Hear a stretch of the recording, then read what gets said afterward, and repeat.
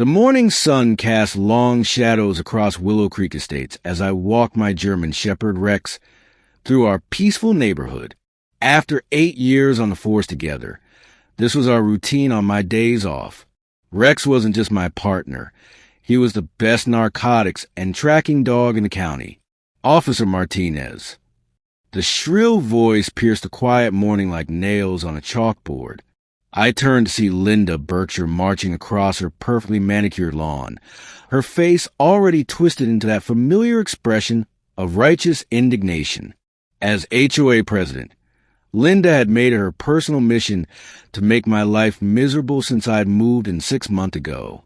"It's just there on my day off, Linda," I said, keeping my voice even. Rex sat obediently at my side, his ears perked forward. That animal is a menace to this community. Linda jabbed her finger toward Rex, who tilted his head innocently. Just yesterday, Mrs. Chan said he barked at her cat. Rex doesn't bark unless he's working or senses danger. I replied, maybe her cat shouldn't be wandering into my yard. Linda's face flushed crimson. The HOA covenant clearly states that aggressive animals are prohibited. German shepherds are inherently dangerous. I felt my jaw tighten. Rex is a certified police canine. He's literally trained to protect people. He has more certifications than most humans. I don't care if he has a PhD. Linda shrieked, loud enough that neighbors started emerging onto their porches. He's intimidating, and I won't feel safe until he's gone. That's when she pulled out her phone. "What are you doing?" I asked, calling 911. "There's a vicious dog threatening me." I couldn't believe it. "Linda, I'm literally a police officer, and Rex is sitting calmly." 911, what's your emergency?" I could hear the dispatcher through her speaker. "Yes, I need immediate help. There's a dangerous German shepherd attacking me at 742 Maple Drive." Linda's voice had taken on a theatrical tremor. "Ma'am, is the dog actively attacking you right now?" "It's showing aggressive behavior, baring its teeth." I looked down at Rex, who was literally yawning. Within minutes, 2 patrol cars rolled up. Officer Jake Morrison climbed out first one, and I watched his expression shift from concern to confusion when he saw me standing there with Rex. "Sarah, what's going on?" Before I could answer, Linda rushed toward him. "Officer, thank God you're here. This woman refuses to control her vicious animal." Jake looked at Rex, then at me, then back at Rex. "Linda, you called 911 on Rex? Sarah's canine partner? I don't care whose dog it is. It doesn't belong in this neighborhood." Officer Tom Chin emerged from the second patrol car, shaking his head. "Linda, do you know how many actual emergencies we get routed away from because of false calls? This isn't false. That beast is a danger." That's when Rex's demeanor changed. His ears shot forward, his body went rigid, and he released a low, focused whine, his alert signal. I'd seen it 1,000 times. "Rex, what is it, boy?" He pulled toward Linda's backyard, his nose working the air. This was his detection mode, unmistakable and precise. "Sarah?" Jake raised an eyebrow. "He's alerting to something." Linda's face went pale. "He's just being aggressive. See? I told you." "No," I said slowly, watching Rex's behavior. "This is his trained alert. He's detecting something." I looked at Linda. "What's in your backyard?" "Nothing. Just my shed. This is harassment."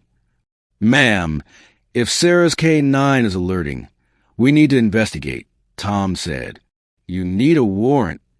"Actually," Jake said, pulling out his radio, "we're already here on an emergency call. And if a trained K9 is indicating the presence of illegal substances or evidence, there are no drugs in my shed." Linda shrieked, then immediately slapped her hand over her mouth. The 4 of us, Me, Jake, Tom, and about 6 neighbors who'd gathered, all turned to stare at her. That's oddly specific, Linda. I said. Rex alerts to more than just drugs. We made our way to her backyard. Linda tried to block the path, but Tom gently moved her aside. The shed was a large structure, much bigger than the standard size allowed by HOA regulations. Ironically, something Linda would have fined anyone else for. Rex was straining against his lead, whining and pawing at the shed door. "Open it," Jake said. "This is a violation of my rights." Tom tried the door. It was padlocked. "Linda, we can do this the easy way, or the hard way." With shaking hands, Linda produced a key. The moment she opened the door, our jaws dropped. The shed was packed floor to ceiling with boxes. Amazon packages, FedEx boxes, USPS parcels. Dozens upon dozens of them, all addressed to different residents of Willow Creek Estates. "Oh my God," whispered Mrs. Chun, who had joined the growing crowd. "That's the package with my mother's medication. I filed a police report 2 weeks ago. And my laptop." Mr. Rodriguez pushed forward. "It was supposed to arrive a month ago." Jake was already on his radio, calling for backup and a detective. Tom started photographing everything with his body cam. Linda collapsed onto her lawn, her face in her hands. I was going to return them.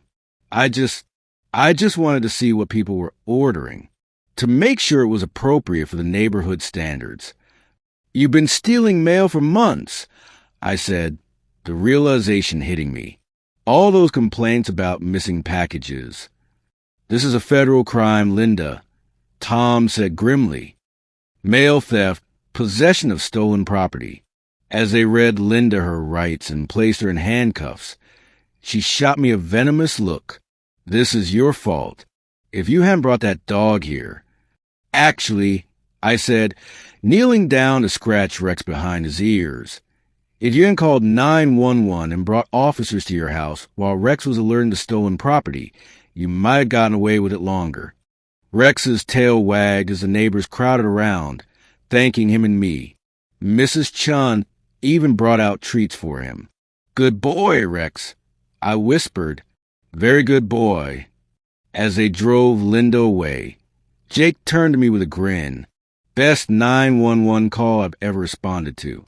Your dog just solved about 30 open cases."